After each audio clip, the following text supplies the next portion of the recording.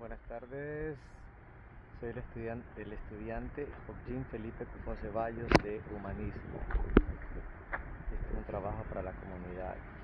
Esta área del estero salado en Guayaquil, en el sector norte, un área que hay que preservarla, que hay que mantenerla un poco, digamos, no sé si limpia, clara, para desechar basura que a veces la gente deja, porque es un lugar muy lindo, muy natural. Pocas veces estando en la ciudad de Guayaquil, se puede conservar espacios verdes, semihabitados, más o menos salvajes, se podría decir, donde yo he divisado, bueno, ahorita no, pero he visto no sé si será caimán, lagarto, cocodrilo, también unas aves zancudas, como unas garzas, galleretas, que les hice unas fotos.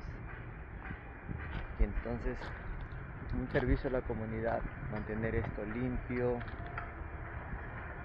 para que no haya, sobre todo basura, no vengan ratas, y para preservarlas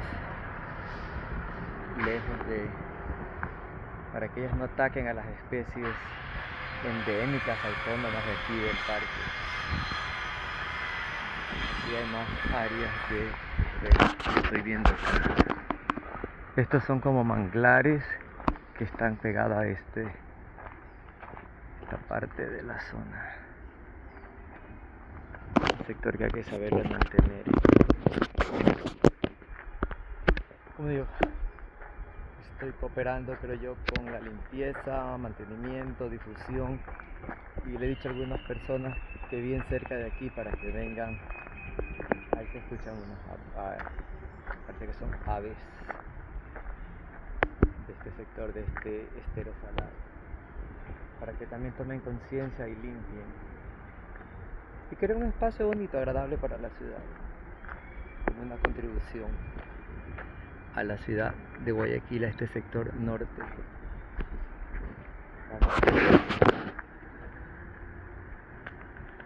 También inclusive hasta para alejar personas indeseables, personas que vengan a realizar actividades ilícitas, indecentes, cosas que no debería de haber por aquí. Déjenme ver, entonces, como digo, esto es el sector de Guayaquil Norte, un pedazo del estero salado, un pedazo de algo todavía natural y salvaje, y que, bueno, sirve para, como ven, hay árboles, se oxigenan, se pueden apreciar aún este pedazo de naturaleza en la ciudad de Guayaquil. Gracias. Este es una contribución a la ciudad con un ramal del estero salado. Buenas tardes.